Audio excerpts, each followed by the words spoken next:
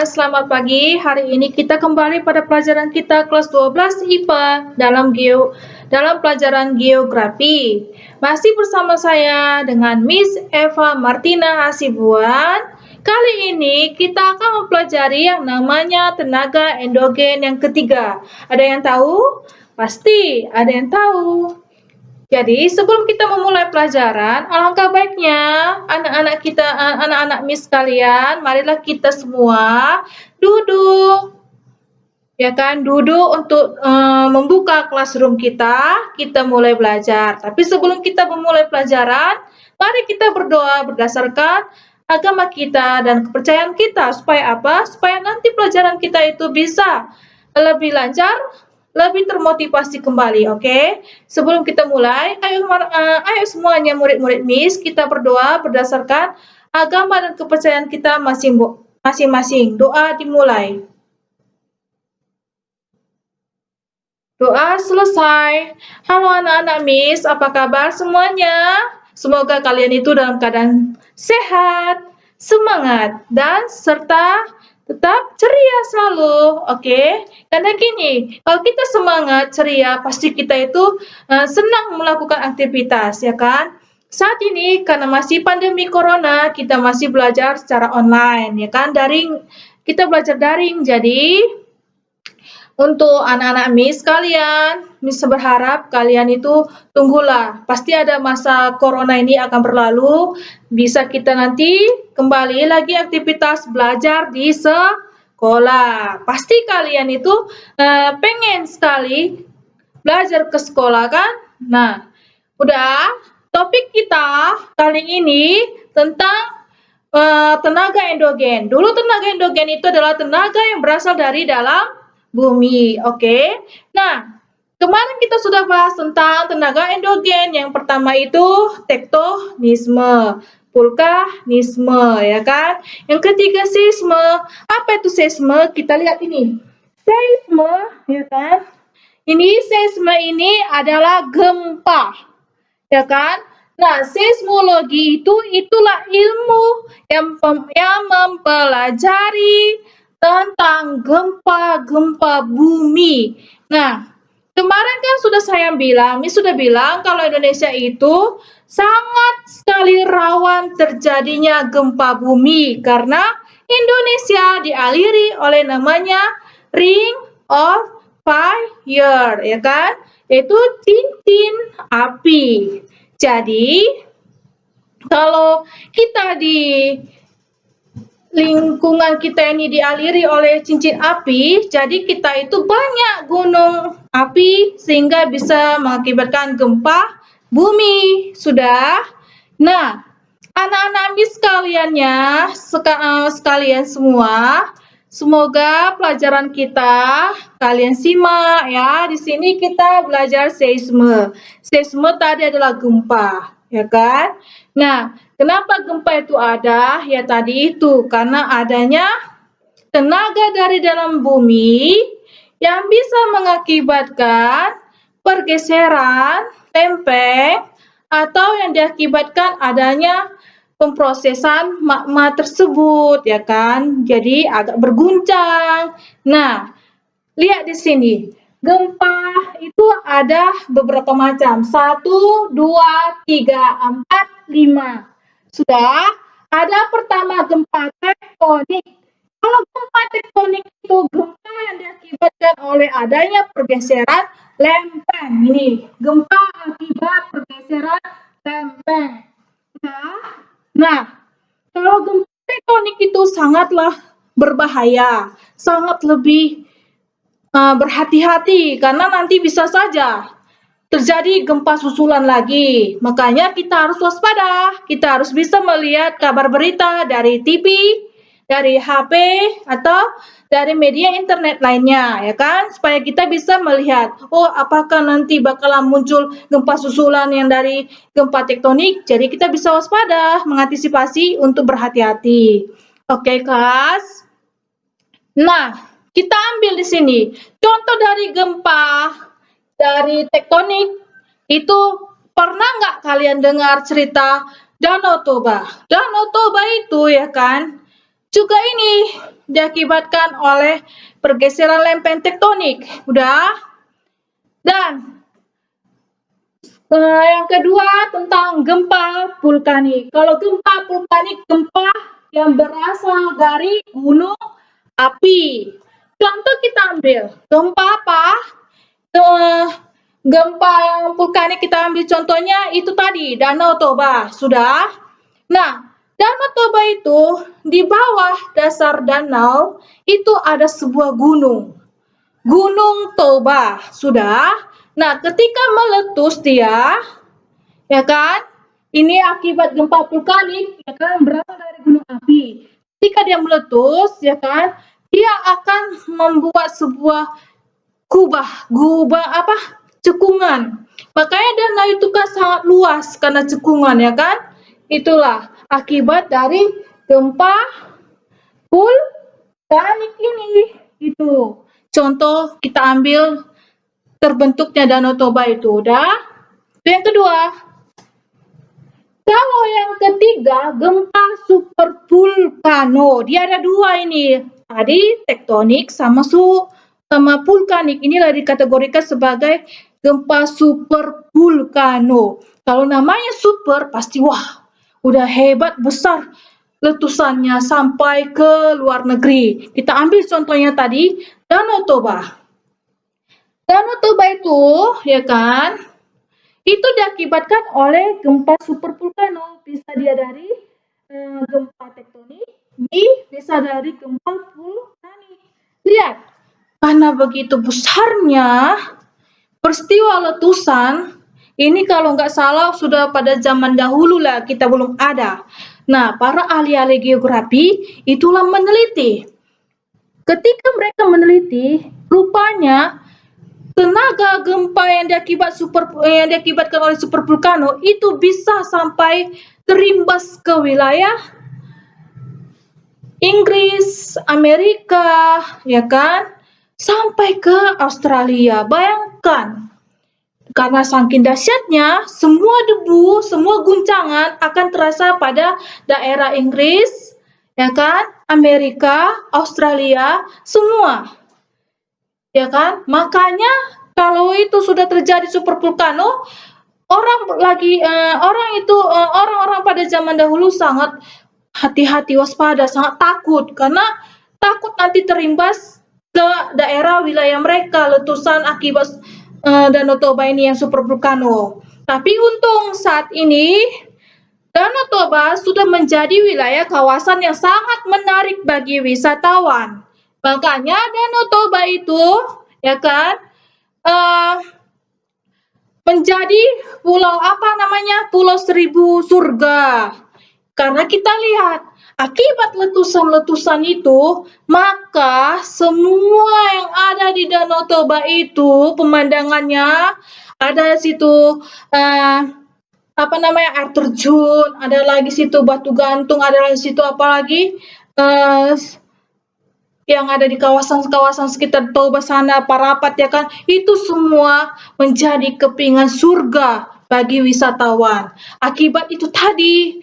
Nah, jadi kalau misalnya nanti zaman-zaman corona ini sudah selesai, kalian pengen piknik, pengen liburan, cobalah ke daerah Danau Toba. Rasakan nikmatnya aroma air danau yang begitu jernih, sejuk.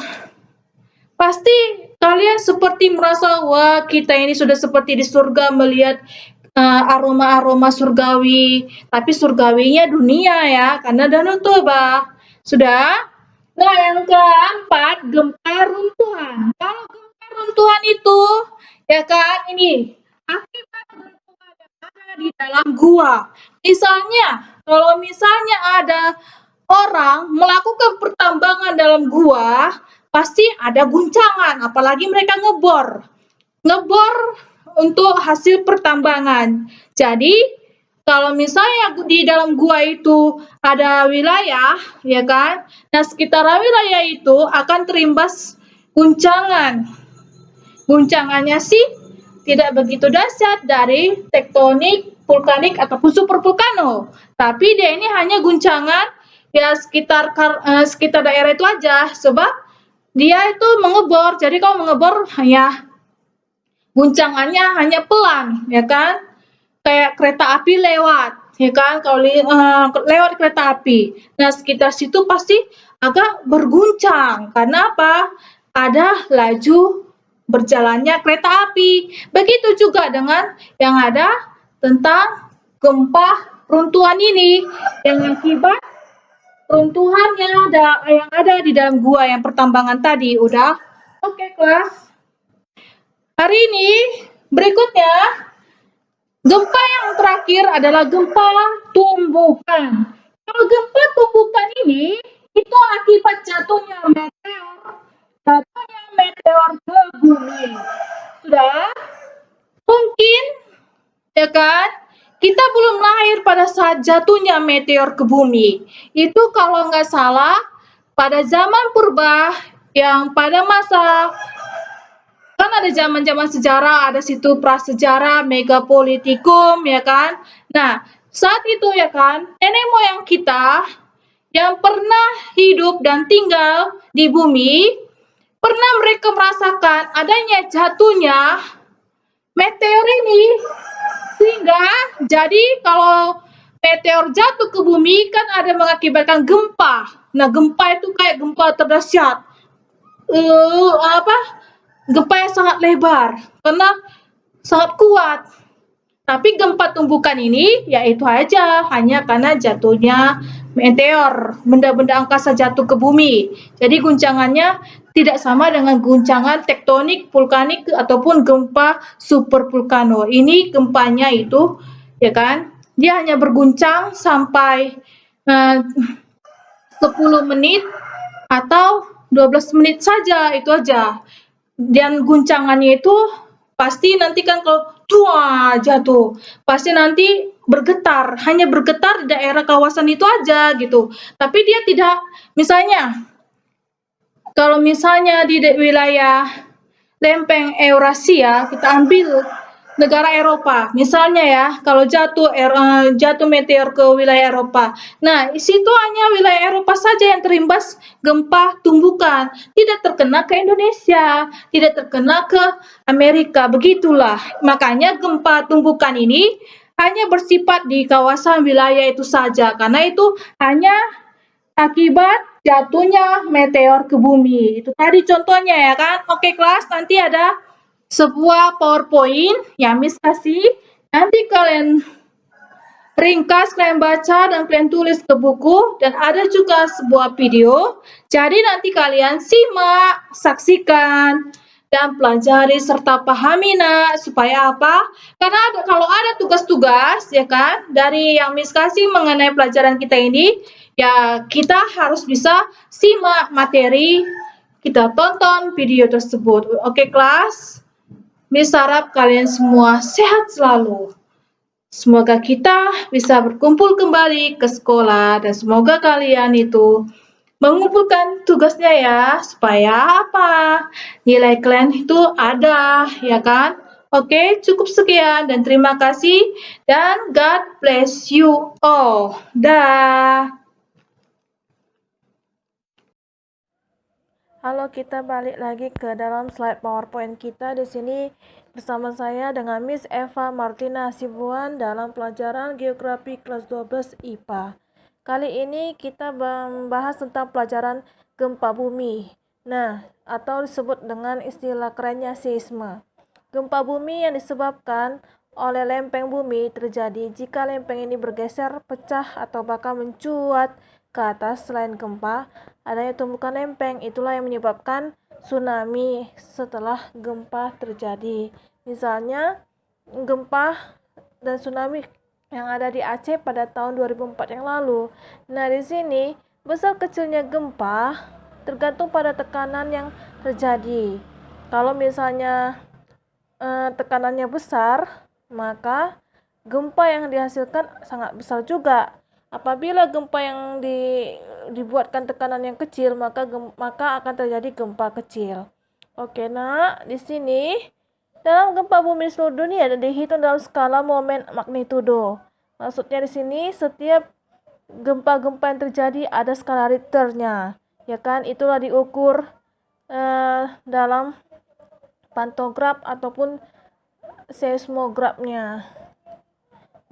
Nah, kalau seismograf itulah alat untuk mencatat gempa, sedangkan pantograf itulah yang menggambarkan titik-titik rawan yang ada di rawan wilayah yang ada di permukaan bumi kita. Nah, kita perhatikan di sini gempa. Gempa merupakan suatu getaran asli yang bersumber dari dalam bumi dan merambat ke permukaan. Ilmu yang mempelajari gempa bumi tadi sudah saya bilang namanya adalah seismologi. Nah, kerusakan akibat gempa bumi bisa diikuti oleh bencana sekunder seperti kebakaran, terputusnya aliran listrik, gempa laut yang sangat dahsyat, itulah yang dinamakan tsunami. Itulah semua bencana sekunder yang bisa terikut jika gempa bumi terjadi. Nah, tadi saya bilang di dalam video tadi ada macam-macam gempa bumi vulkanik, tektonik, supervulkano, tumbukan, robohan atau runtuhan, itu banyak. Maka di sini bisa kamu lihat pada slide PowerPoint. Nah, di sini ya kan, bagaimana sih proses terjadinya gempa bumi vulkanik bisa kita lihat dalam slide PowerPoint. Gempa bumi vulkanik terjadi akibat aktivitas magma. Biasanya terjadi sebelum gunung meletus. Apabila ketipannya semakin tinggi, maka akan menyebabkan timbulnya ledakan yang menimbulkan terjadinya gempa bumi.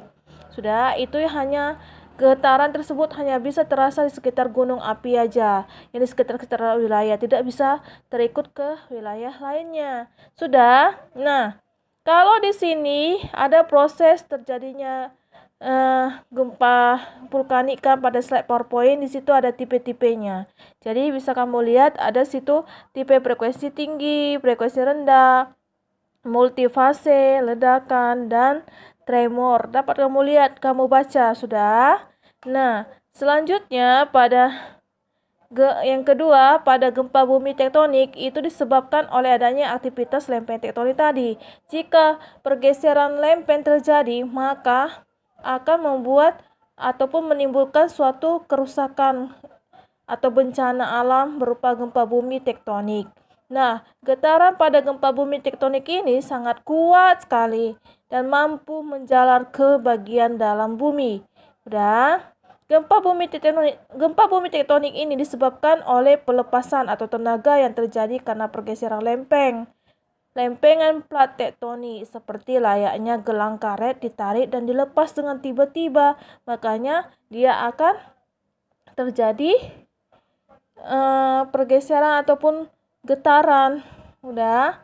Nah, di dalam slide PowerPoint, gempa tektonik ini ya kan tadi diakibatkan oleh adanya aktivitas lempeng tektonik. Contohnya tadi udah saya sampaikan ke dalam video yang tadi pertama. Kalau contoh lempeng tektonik sama vulkanik bisa kita ambil yaitu Danau Toba. Danau Toba itulah juga merupakan hasil dari tenaga-tenaga tersebut, tenaga gempa tektonik dan vulkanik. Makanya kalau gempa itu pertama awalnya Gunung Toba itu menyebabkan kekuatan yang besar sehingga bisa merusak lahan di sekitar itu. Makanya pertama sekali Danau Toba adalah terjadi akibat gempa tektonik, tapi lambat laun kekuatan tersebut bisa tiba-tiba dirasakan kembali dengan adanya guncangan dari gunung api. Makanya Danau Toba itu juga merupakan gempa dari vulkanik. Udah, yang bisa terjadi pada sekitar area gunung tersebut. Makanya ya kan sekarang pada saat ini ya kan Danau Toba sudah dikategorikan sebagai super vulkano karena dia itulah sudah sangat terbesar sekali guncangannya sampai ke wilayah ataupun negara lain. Udah. Nah, di sini kalau proses terjadinya gempa tektonik itu ya kan dapat kamu lihat bahwa di dalam proses terjadi gempa bumi tektonik ini biasanya disebut dengan gempa bumi yang mengalami proses penggumpulan energi sebelum terjadi pelepasan energi. Gempa bumi biasanya disebabkan oleh pergerakan lempeng tektonik dan terjadi sekitar batas lempeng tektonik. Nah, bumi kita walaupun padat selalu bergerak, ya kan? Bergerak karena adanya lempengan-lempengan yang berjalan di dalam bumi kita, di dalam perut bumi di dalam gempa bumi ini, maka tekanan tersebut akan terjadi pergerakan dan selalu bergerak elastis. Itulah yang dikategorikan nanti pergerakan lempeng. Proses pelepasan energi berupa gelombang, nanti itulah disebut dengan gelombang seisme gempa.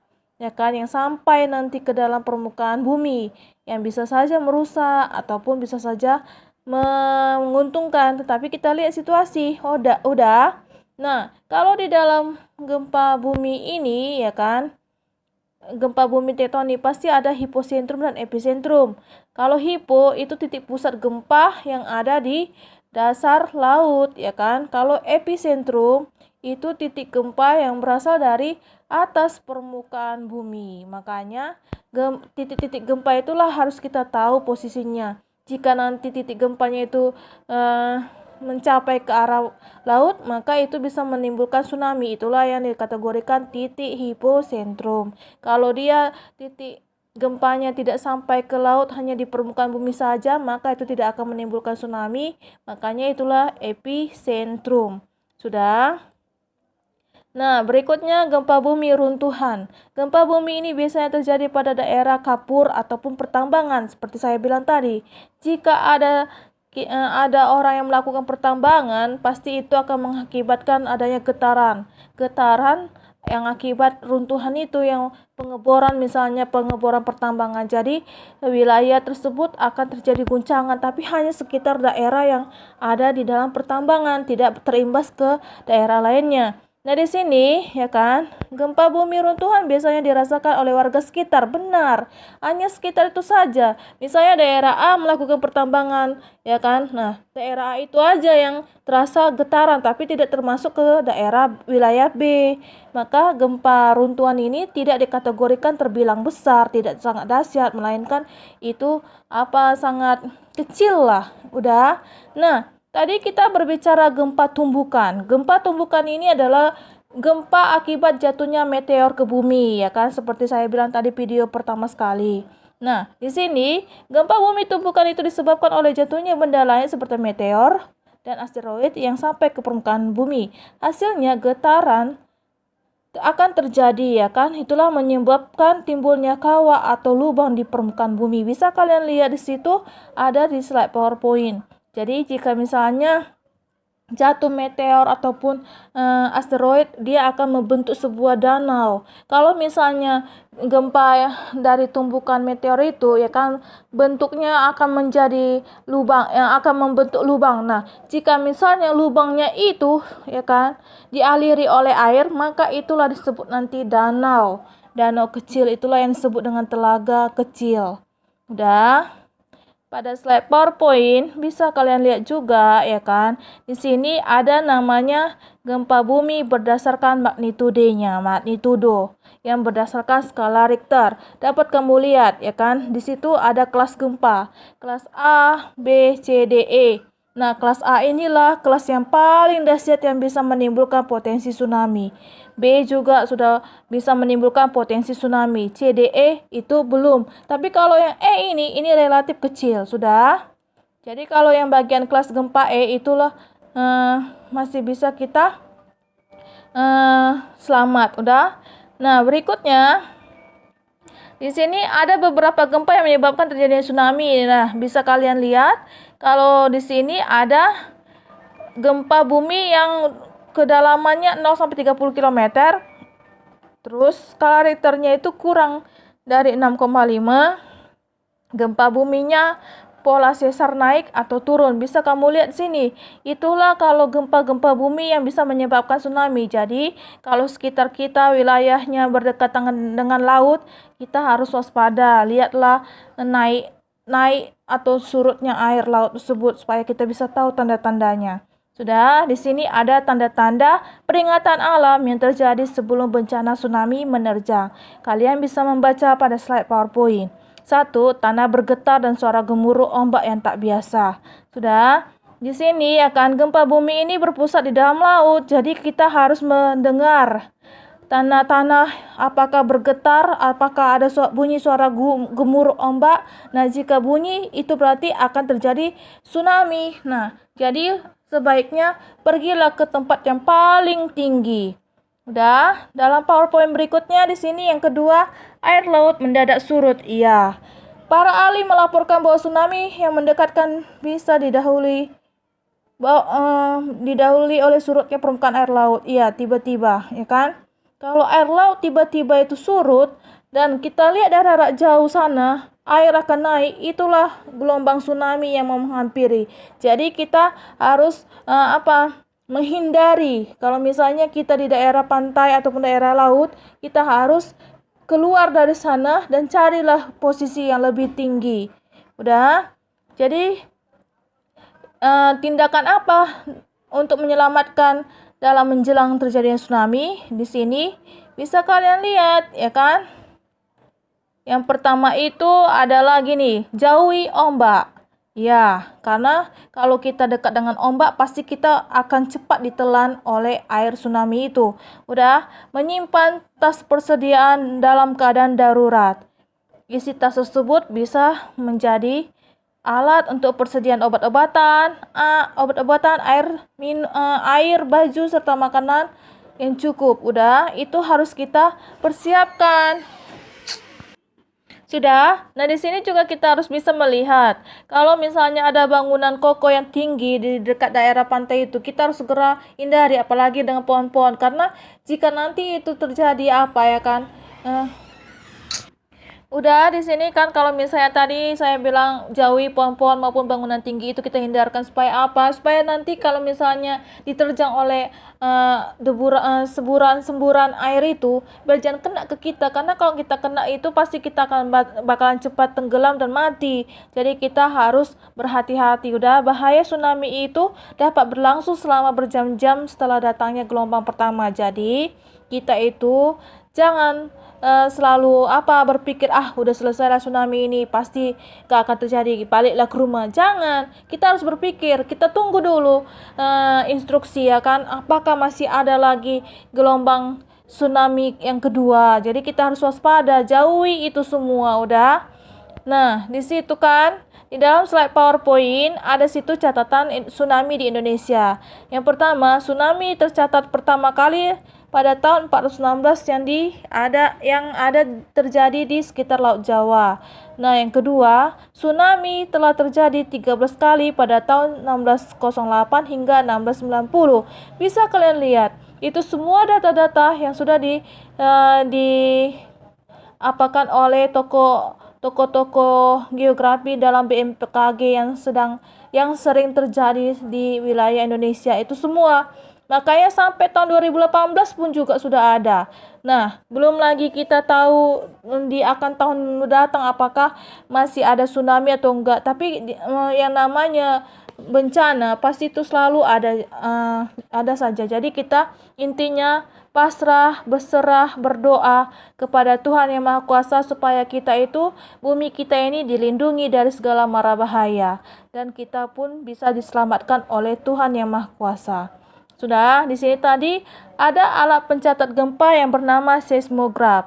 Seismograf inilah yang bisa mengukur datangnya gelombang tsunami serta yang jarak pada gempa. Jadi dihitung, dicatat oleh anggota BMKG. Mereka memakai ini supaya bisa mendeteksi terjadinya gempa-gempa yang sedang berlangsung. Sudah, di situ ada seismograf horizontal, hasilnya berupa seismogram, ya kan?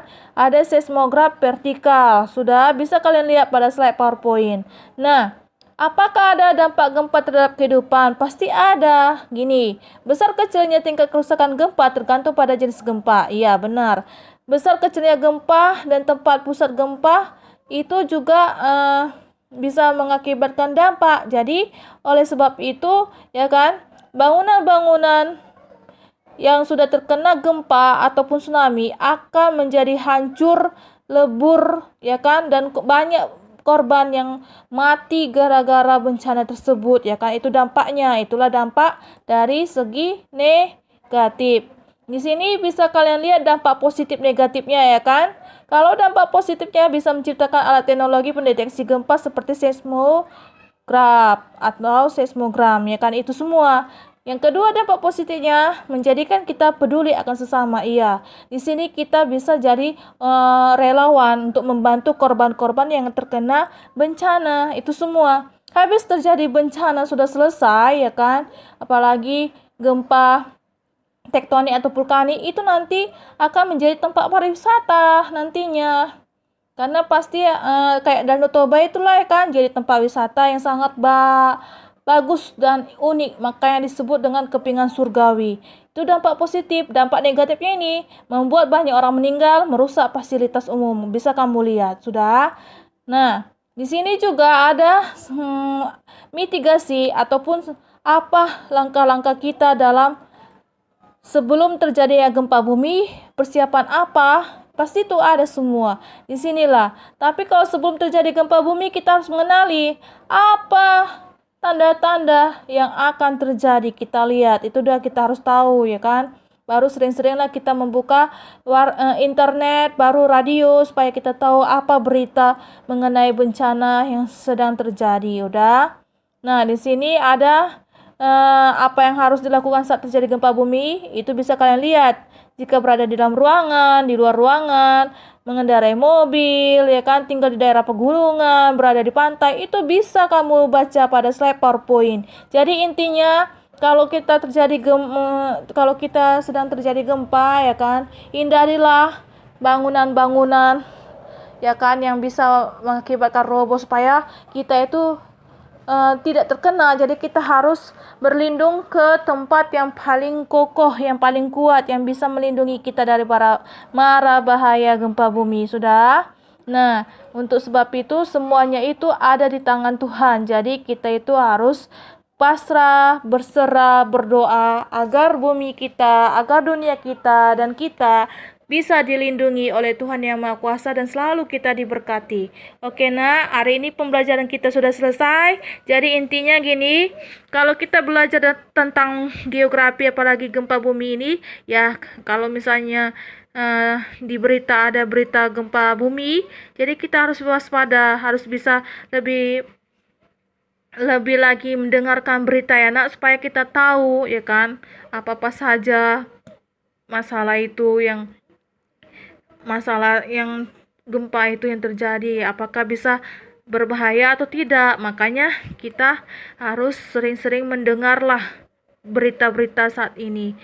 Oke, nak, nanti tugasnya jangan lupa dikerjakan. Kalian tulis di buku dan kalian pahami tentang materi ini. Oke, cukup sekian dan terima kasih. Semoga kalian dalam keadaan sehat selalu dan semoga kalian diberkati oleh Tuhan Yang Maha Kuasa. Amin. See you. Bye.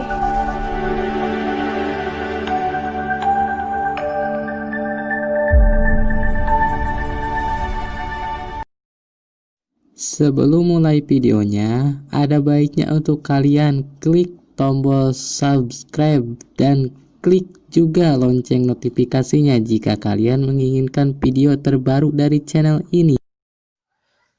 Tsunami berasal dari bahasa Jepang, yaitu tsu yang artinya pelabuhan dan nami artinya gelombang, atau dengan kata lain disebut gelombang pasang. Karena adanya perbedaan faktor antara gelombang pasang dan tsunami, istilah tsunami lebih dikenal sebagai gelombang yang sangat tinggi yang diakibatkan kegiatan seismik. Proses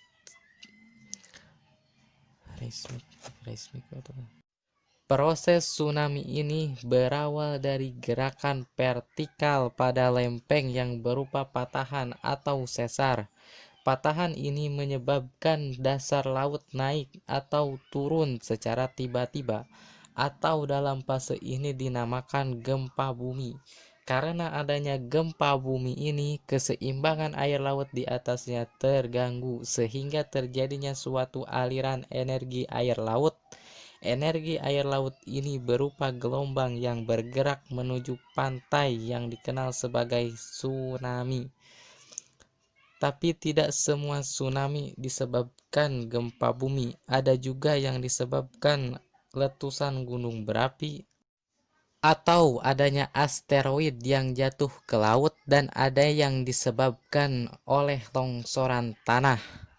Dan hanya gempa bumi yang berkekuatan sekurang-kurangnya 6,5 skala Richter. Lokasi terjadinya gempa bumi juga menjadi pertimbangan. Gempa bumi yang berpusat di tengah laut dangkal 0-30 km dapat menyebabkan proses terjadinya tsunami lebih cepat sampai daratan. 1. Adanya gempa dan gempa pengiring. 2. Air pantai yang tiba-tiba surut. 3. Terdengarnya suara gemuruh. 4. Gelombang pasang yang sangat tinggi. Cukup sampai di sini saja video dari saya untuk kali ini, dan sampai jumpa di video selanjutnya.